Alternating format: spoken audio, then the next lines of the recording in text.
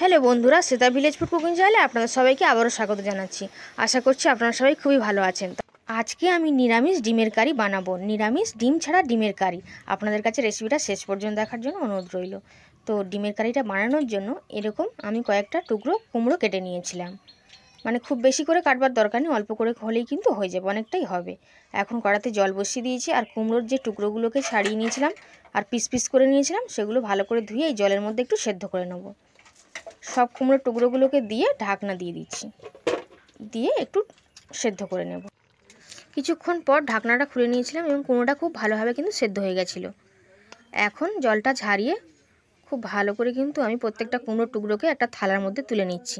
এখন একটু ঠান্ডা হতে দিচ্ছি। 5 মিনিট পর একটু খুন্তিটা দিয়ে আমি একটু খুব গরম রয়েছে তো সেই জন্য আমি খুন্তিটা দিয়ে এইভাবে ম্যাশ করে নিচ্ছি একটু। এখন একটু ঠান্ডা হয়ে গেছিলো তো হাত দিয়ে কুমড়োটাকে খুব ভালো করে মেখে নিচ্ছি।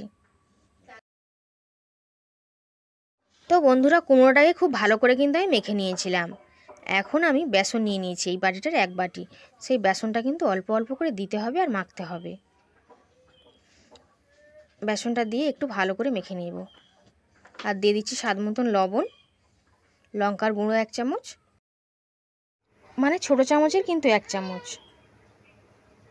আর এখন একটু ভালো করে মেখে নিচ্ছি। আর এখানে কিন্তু একটু চালের গুঁড়ো কিন্তু দরকার পড়বে, বা কর্নফ্লাওয়ারও আপনারা দিয়ে নিতে পারেন। এখন বাকি যে বেসনটুকু রয়েছে সেটুকুও কিন্তু মিশিয়ে দেব।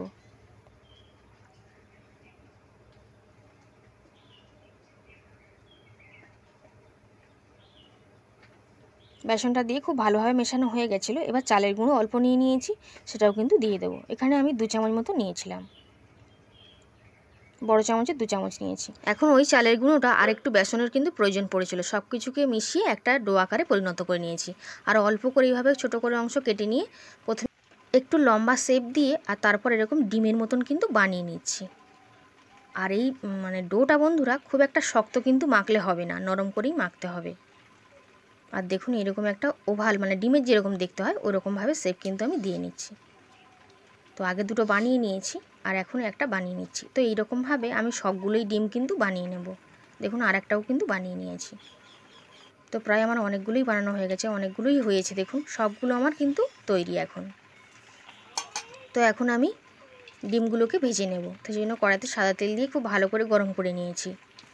আর যে কয়েকটা ধরবে সে কয়েকটা কিন্তু দিয়ে দেব। আর প্রথমে কিন্তু গ্যাসের জালটা বা উনানের জালটা একটু হাইতেই রাখতে হবে, তারপর কিন্তু কমিয়ে দিতে হবে।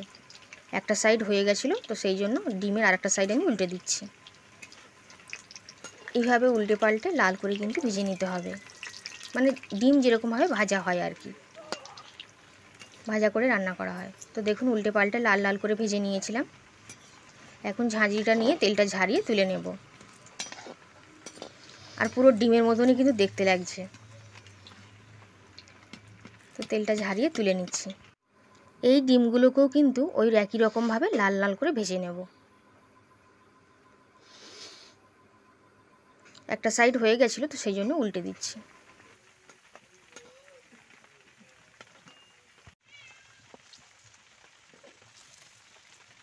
এইভাবে কিন্তু এই ডিমগুলোকেও কিন্তু আমি ভেজে তুলে নেব। দেখুন এগুলোও কিন্তু লাল লাল করে ভাজা হয়ে গেছে। তো তেলটা ঝারিয়ে আমি তুলে নিচ্ছি। খুবই সহজ কিন্তু এই ডিমের কারিটা বানানো বন্ধুরা, নিরামিষ। এখন কড়াই থেকে কিছুটা পরিমাণে তেল কিন্তু আমি তুলে নিলাম। এতটা পরিমাণে তেল কিন্তু আমার লাগবে, এর থেকে বেশি কিন্তু প্রয়োজন নেই। একটা তেজপাতা ছিঁড়ে দিয়ে দিয়েছিলাম, কিছুটা 5 ফোড়ন আর শুকনো লঙ্কাকে দিয়ে একটু ফোড়ন করে নিলাম। আর গোটা দারচিনি কিন্তু দিয়ে দিয়েছিলাম, আর 2টো এলাচ। আর দিয়ে দিলাম একটা টমেটো, কুচনো একটা টমেটোকে দিয়ে খুব ভালো করে তেলের উপরে একটু কষিয়ে নিচ্ছি। টমেটোটাকে 2 থেকে 3 মিনিটের মতো তেলের উপরে একটু ভাজা করে নিচ্ছি বা কষিয়ে নিচ্ছি। এখন কিছুটা পরিমাণে পোস্ত আর কাঁচা লঙ্কাকে পেস্ট করে রেখেছিলাম মিক্সিতে, তো সেই পেস্টটা কিন্তু দিয়ে দিচ্ছি। পোস্তটাকে যদি একটু ভেজেভাবে রান্না করে দেওয়া হয় তাহলে কিন্তু যে কোনো তরকারি খেতে ভালো লাগে। দিয়ে দিলাম স্বাদ মতন লবণ, দিয়ে দিচ্ছি পরিমাণ মতন হলুদ, আর দিয়ে দেবো গুঁড়ো লঙ্কা। তো যেহেতু লঙ্কাটা একটু দেওয়াই আছে আগে থেকে, তাই জন্য আমি একটু কমই দিয়েছি। আর দিয়ে দিচ্ছি 2 চামচ মতন জিরের গুঁড়ো এবং ধনিয়া গুঁড়ো 2 চামচের চেয়ে একটু কম দিলাম। সমস্ত সব কিছুকে দিয়ে একটু কষিয়ে নিচ্ছি। আপনারা একটু জল দিয়েও কষিয়ে নিতে পারেন। তো উনানের জালটা এই সময় আমি হালকা রেখেই কিন্তু কষিয়ে নিয়েছিলাম। তারপর বাটনা বেটে রাখা যে জলটা সেটুকু দিয়ে দিলাম প্রথমে। তারপর কিছুটা পরিমাণে জল দিয়ে একটু 5 থেকে 7 মিনিট একটু ফুটিয়ে নিচ্ছি জলটাকে, মানে ঝোলটাকে। কিছুক্ষণ এভাবে ফুটিয়ে নেব। আর ডিমগুলো যেগুলো ভেজে তুলে নিয়েছি ওগুলো একটু দেখিয়ে নিচ্ছি। দেখুন পুরো ডিমের মতনই কিন্তু দেখতে লাগছে। কেউ বুঝতেই পারবে না যে এগুলো কিন্তু ডিম নয়, না সত্যিকারের ডিম নয়। তো ডিমগুলো যেগুলো ভেজে রেখেছিলাম, এবার এই ঝোলটা যখন ফুটছে তখন তার মধ্যে দিয়ে দিলাম 7 মিনিট বা 8 মিনিট পর। একটু নাড়াচাড়া করে দিলাম, দিয়ে ঢাকনা দিয়ে ঢেকে এখন ফুটিয়ে নেব। 20 থেকে 25 মিনিট পর ফিরে আসছি। কিছুক্ষণ পর আমি ফিরে চলে এসেছি, কিন্তু ঝোলটা একেবারেই মরে গেছে, মানে আরেকটু জল আমাকে দিতে হবে। তবে যেহেতু নিরামিষ রান্না, তো সেই জন্য আমি একটু মিষ্টি এখানে দিয়ে নিলাম। একটু ঘাঁটিয়ে নিচ্ছি, মানে খুন্তিটা দিয়ে একটু হালকা করে নাড়াচাড়া করে নিচ্ছি। আর একটু জল কিন্তু আমি বাড়িয়ে দেবো, কারণ ঝোলটা কিন্তু একেবারেই কমে গেছে। আর একটু সামান্য জল কিন্তু আমি অ্যাড করে দিয়েছি। আর এই সময় কিন্তু নুনটা একটু দেখে নেব।